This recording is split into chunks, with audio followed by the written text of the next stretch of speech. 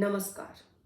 आज हम 9th class की संचयन से पाठ करने जा रहे हैं दिए जल उठे, जिसके लेखक हैं श्री मधुकर उपाध्याय जी।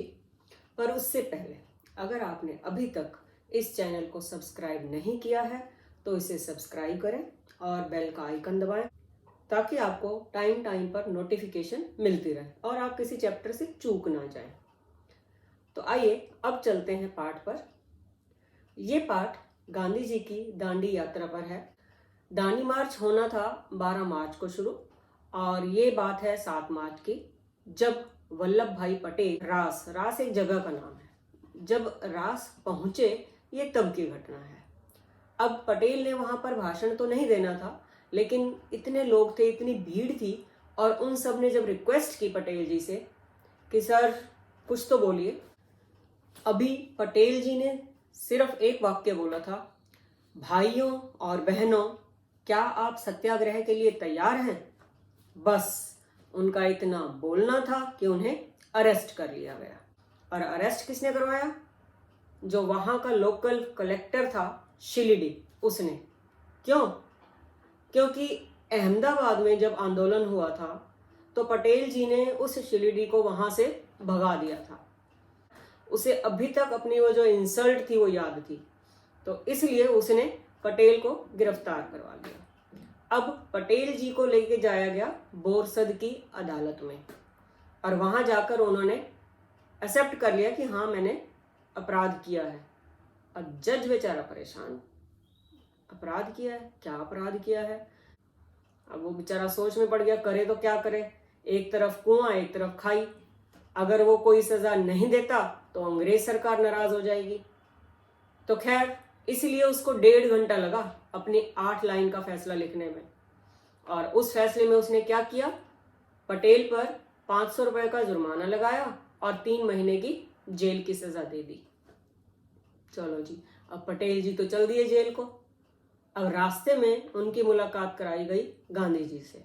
उन्होंने कहा कि मैं तो भाई चल रहा हूं, मैं तो जा रहा हूं, अब तुम्हारी बारी है।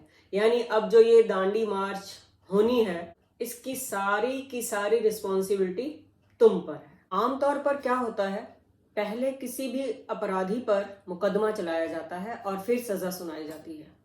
और यहाँ पटेल जी पर बिना मुकदमा चलाए उन्हें सजा दे दी गई थी। अब इस बात पर पूरे देश में, पूरे भारतवर्ष में लोग जो थे वो बड़े ही गुस्से में आ गए। और मदन मोहन मालवीय जी थे, उन्होंने असेंबली में एक प्रस्ताव रखा कि भाई बिना मुकदमा चलाए कैसे सजा दे दी। हालांकि उनका प्रस्ताव पास नहीं हुआ। और मोहम्मद अली जिन्ना, उन्होंने भी इस फैसले का बड़ा विरोध किया। उन्होंने क्या, देश के सभी बड़े बड़े नेताओं ने, सब लोगों ने इसका विरोध किया। जब गांधी जी रास पहुंचे तो उनका बहुत भव्य स्वागत किया गया और उस स्वागत करने में जो दरबार लोग थे वो सबसे आगे थे। ये दरबार एक कम्युनिटी, एक समुदाय का नाम था। कहने को ये दरबार लोग थे, लेकिन असल में बहुत ज्यादा रईस थे। इनकी जमींदारी हुआ करती थी, जागीरें हुआ करती थी। तो ये सारा कुछ छोड़कर देश की आजादी के लिए, देश की सेवा के लिए यहाँ आकर बस गए थे।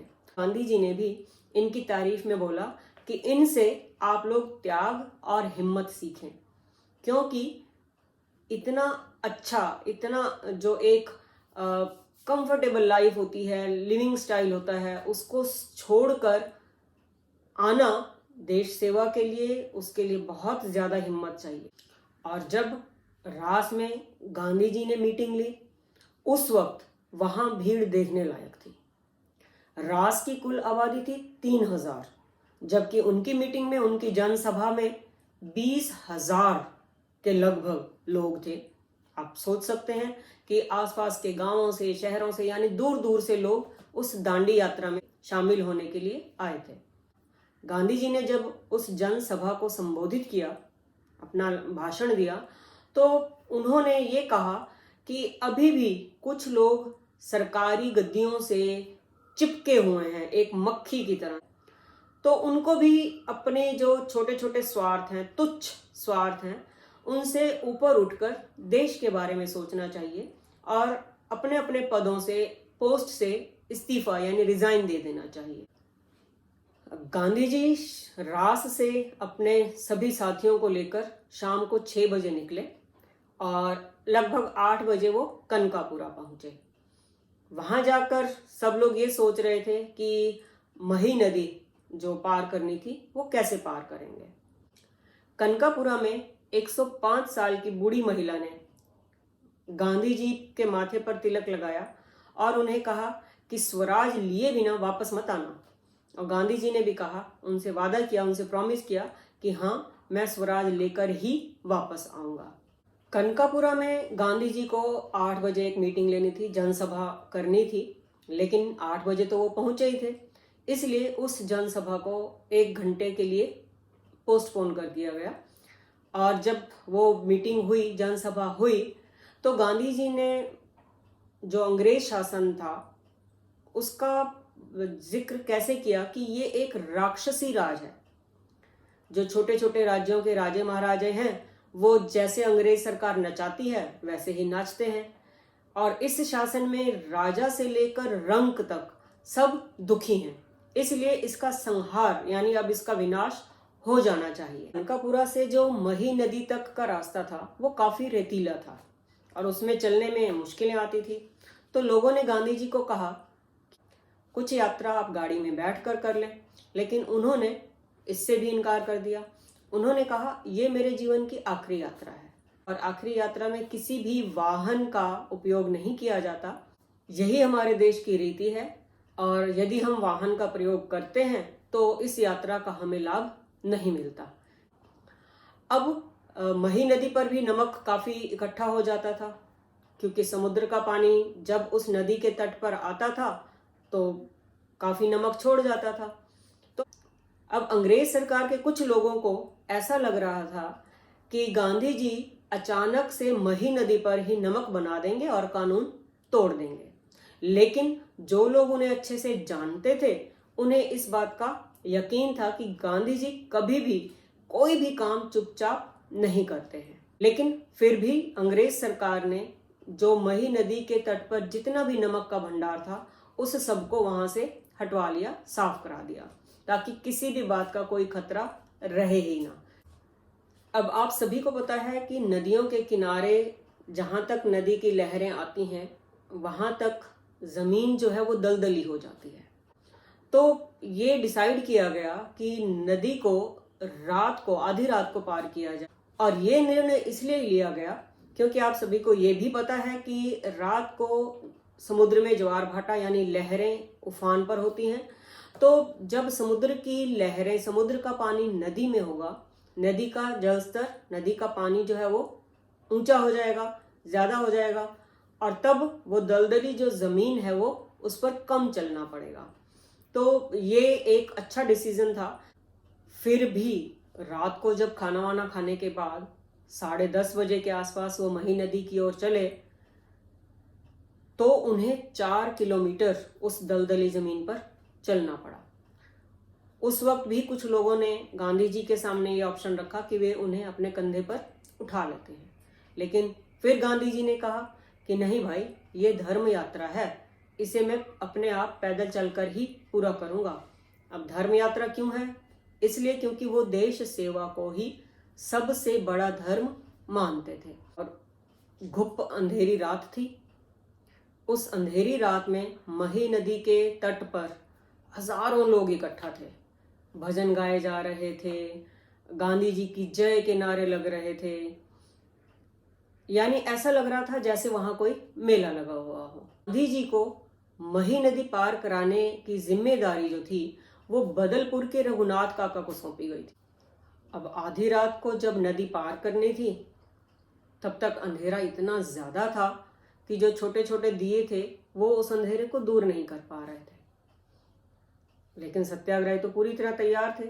थोड़ी ही देर में हजारों लोग दिए लेकर वहां तैयार हो गए और उन दियों की रोशनी में उस अंधेरी रात में भी दिन जैसा लग रहा था। खैर, तब तक पानी काफी चढ़ आया था और तब गांधी जी को नदी पार कराई गई। नदी के दूसरी ओर भी, दूसरे तट पर भी हजारों लोग खड़े थे हाथों में दिए लेकर। और जब गांधी जी ने नदी पार कर ली तब भी वो हजारों लोग दोनों तटों पर दिए लेकर खड़े रहे। दोनों तटों से नारों की आवाज आ रही थी, महात्मा गांधी की जय, सरदार पटेल की जय, जवाहरलाल नेहरू की जय। इन नारों में उन हजारों लोगों की देशभक्ति, उनके जोश का पता चल रहा था। तो जब गांधी जी पार उतर गए तब भी वो लोग वहीं खड़े रहे, क्योंकि उन्हें पता था कि अभी और सत्याग्रही भी आएंगे, उन लोगों को भी नदी पार करनी होगी। तो ये है पाठ दिए जल उठे। तो मुझे उम्मीद है कि आपको पाठ समझ आ गया होगा। यहाँ कुछ वैकल्पिक प्रश्न मैं दे रही हूँ, उन्हें करें, और पाठ का जो बाकी अभ्यास कार्य है उसे आप डिस्क्रिप्शन में जाकर देख सकते हैं।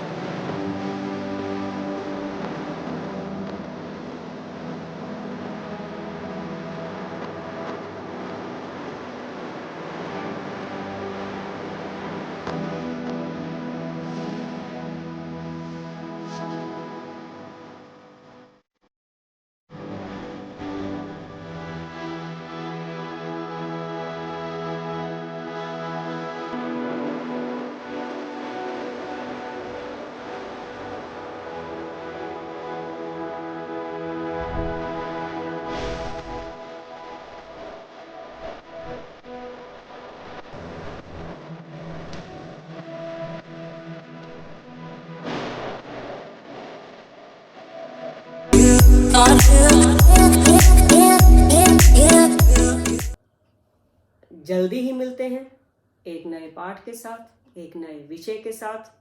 तब तक पढ़ते रहिए, आगे बढ़ते रहिए।